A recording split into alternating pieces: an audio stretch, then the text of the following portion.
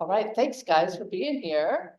My name is Denise Reagan. I'm the Executive Director of the Garden Club of Jacksonville, and this is Garden Club Academy.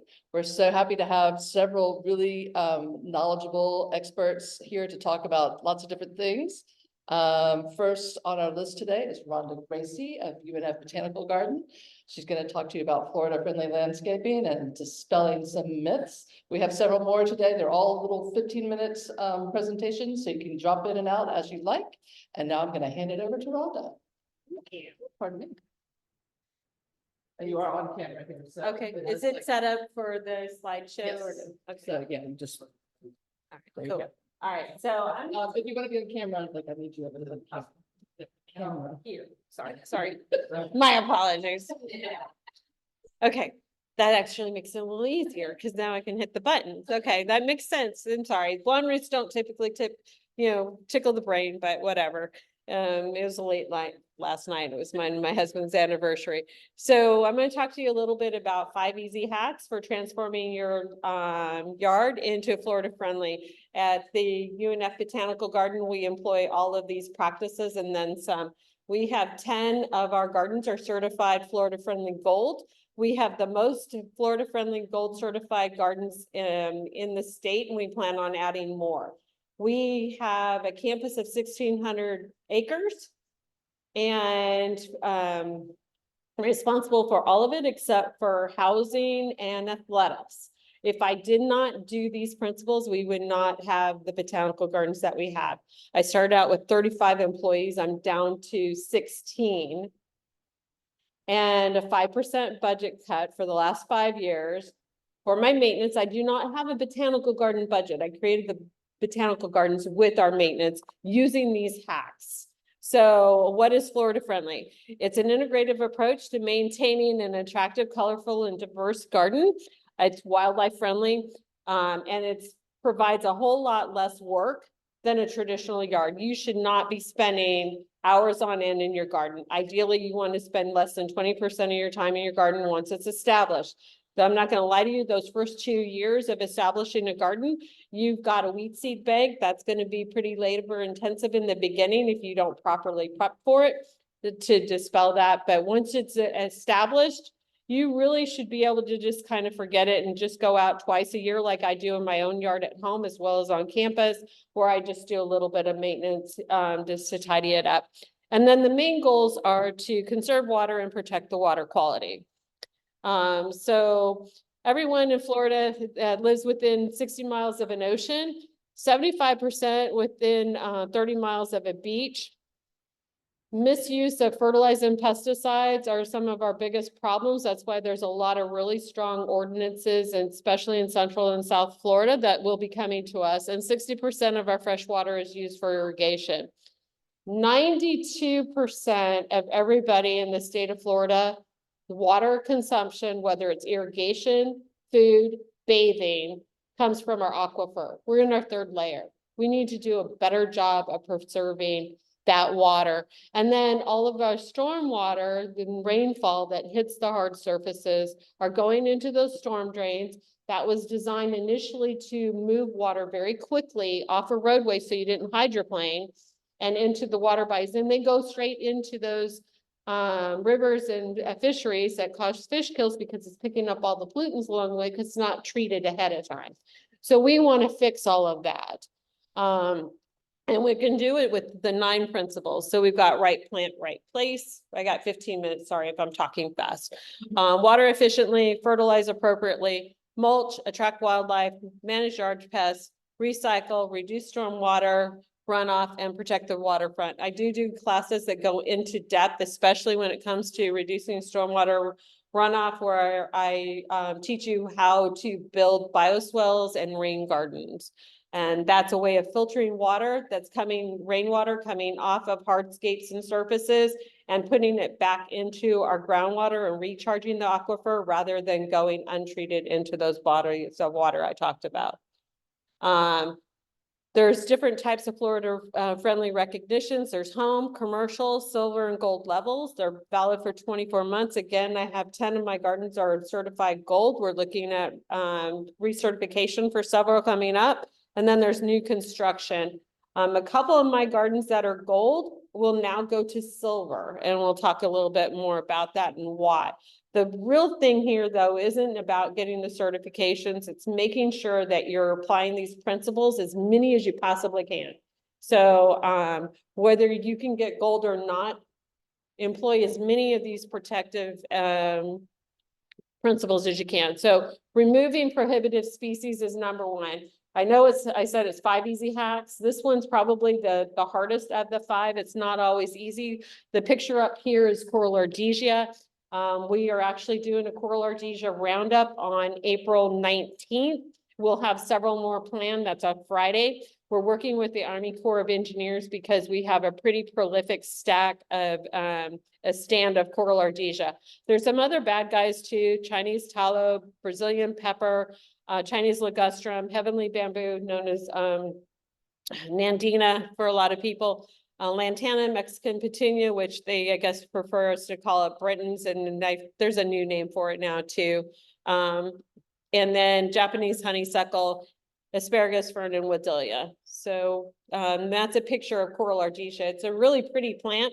The problem with that one is it's a 98% germination rate. What does that mean? Every single one of those berries you see in that picture is a plant next year. And where I have it in my preserve, so we have a conservation preserve area that is on the National Wildlife Refuge map. That is a huge, like 3 acres now. It started out a few hundred square feet, and now it's gotten much bigger, sorry. So we are we've identified the edges, so we're trying to remove them from the edges and then working our way in so that we keep control. The biggest thing is getting the berries, so we're trying to maintain and manage that seed bank. So the first thing you want to do is get rid of your prohibitive species. They take the place, and the problem is if you go out in that area, you'll see where all of our native plants are being displaced by this plant instead, and it's not providing the eco services that we need for our wildlife. Yeah, so there's foxtail fern that looks like asparagus fern. Foxtail fern is in the same family, and it doesn't have the thorns on it, and it doesn't spread the same. So there's a lot of doppelgangers out there.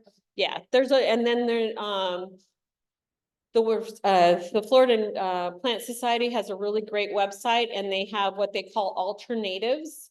So alternatives, native plants that look a lot like the other plants, so they can serve those same purposes. Okay. The other thing is, and I mentioned that some of my gardens are now going to go to silver, and that's because you want to remove or reduce the number of plants that are on the not recommended list. Well, this year, and you can see in my photo here in the front border, this is in our Setzer Family Healing Garden. It's a lovely garden. It's located outside the Brooks College of Health. It's beautiful. Our roses, when they're in bloom, it rivals the Washington Oaks Rose Garden, if you've ever been there. So come out and check us out. But the Liriope is now on the list. Liriope is the #1 plant in the state of Florida for landscaping. So it's kind of hard to get rid of all of it. So, and Liriope, yeah, known as monkey grass, Liriope, it's similar to mondo grass, not the same, but because Liriope muscari is on that list, I am not able to and don't have the budget to remove it all. So we will end up instead going to a silver designation. Again, it's a low maintenance plant. It's in a location that it's not as going to escape into our woods and wreak havoc like the coral ardesia where I have it.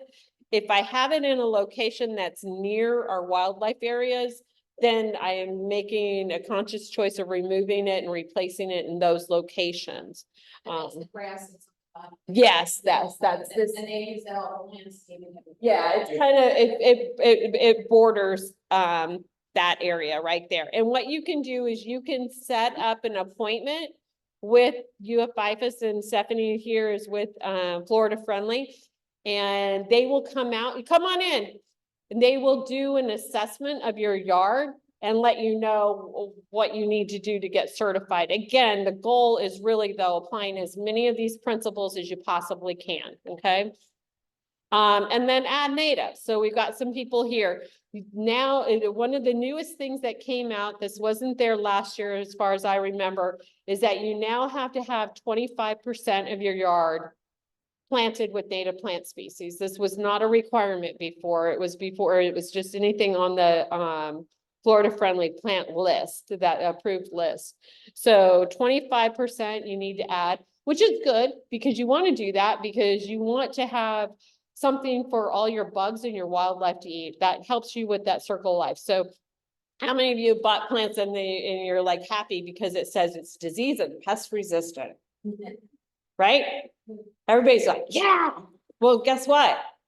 It's not feeding our bugs and our caterpillars and our birds either, right? Our insects need those plants to feed off of. The key is having the damage and the thresholds tolerable. So when I see plants in my garden that have been eaten by leaf cutter bees, etc., I'm ecstatic because then I know the plant is serving its purpose in the ecosystem. And it's not completely decimated, although of course, you know, our milkweed is going to get decimated but I'm happy about that because we need to repopulate the monarchs. So it's finding that blend. And then I also want to talk about how a Florida friendly yard doesn't have to look like this. Okay. That is a picture that was taken in the Villages, and that is a Florida friendly yard technically, in that all the plants are on the Florida friendly list, but it wasn't designed and composed well at all, right? It just looks to me like a hot, messy mess because everything is oversized, overgrown. Maturity of plants weren't taken into account. And sometimes people think that Florida friendly and or a native yard means no maintenance at all, don't trim anything. Well, that's not true either, especially your homeowner associations are going to have a problem with that. It doesn't have to be that. I just showed you the garden before with the Liriope. That is a very, very formal, gorgeous yard. Anybody would love to have that meets those standards. And then here's some other examples. So these are all Florida friendly gardens. And every single one of those you would not have a problem with an HOA. So the big thing here is I want to dispel the myth of what Florida friendly is or is not, because a lot of people think it's that, and it is not. Okay, it needs to be attractive. And then water efficiently. JEA now has a rebate program. It used to be very, very expensive to put in an irrigation smart controller and timer. And it was mostly only done for commercial establishments like myself. So the picture here is of our weather station. And what it does on campus is it collects all the rainfall data, humidity, wind, moisture in the air, rainfall for over the period of time, and then it determines whether or not to irrigate or not. If there's too much wind, it shuts off so we don't have wind throw, okay? So we don't lose it to evaporation. It will calculate it. Well, JEA has a program, and you can now buy smart controller weather stations for your home for about $150, and their rebate is $150. You get it installed for the $250. You probably will be able to find an installer. I can give you some names afterwards of some installers that can put it in for you for close to that price, if not that price, or maybe a couple dollars more. So it will also calculate what it's going to, if it's going to, say your system's supposed to run on Sunday, okay, but it's going to rain on Monday, it knows it and it'll skip the cycle, okay, saving you money and working for you. That's a really good one. So install those smart controllers. They're very easy to use now. They're digital and you can run them with an app. Does it says homes using reclaimed water or not eligible? Not, yeah, if you have reclamation, you're not eligible for the rebate. Yeah. I'd still install them. They're still super inexpensive and they're way easier to use. And I plan on doing some workshops on teaching people how to use their timers. A lot of people don't know how to use their timers. They'll call me and say, hey, can you help me out? We've got fungus and stuff and my yard's soggy. And then I go out and help them out and see that their clock has been running 3 times in one day, but they're at work and they didn't know it. You know, because they don't know how to use the clocks. And that,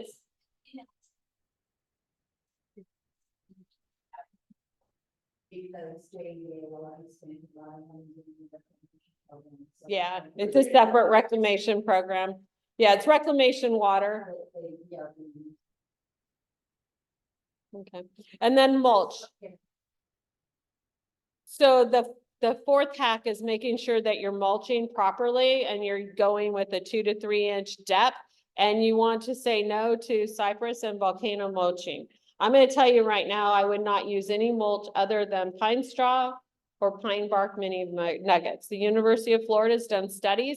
Those two suppress weeds better than anything else. Yes, Florida Friendly says you can use eucalyptus, Melaleuca, etc. I don't like any of them. I've been doing this for 30 years. I've tried them all. Stick to those two, especially here in Northeast Florida with what our plants typically like.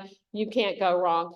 And then correct volcano mulching. So what happens is sometimes we don't intentionally end up with a volcano, but you add mulch every year because it decomposes and then turns into soil. You got to pull it away from the trunk of the trees because then you're rotting and creating rot against the tree. So you got to pull it back and away and then just top dress with a nice little top dress that shows you that example there. So that way you can see the root flare. And what I mean by that is when a tree is planted properly, it's at the base, it's going to have ever so slight of a little flare before it goes into the ground root. So you want that little flare exposed. And then Florida Friendly wants that pulled away, the mulch away from the trunk itself, 8 to 12, or excuse me, 18 or 12 to 18 inches. It's changed a few times, so I apologize.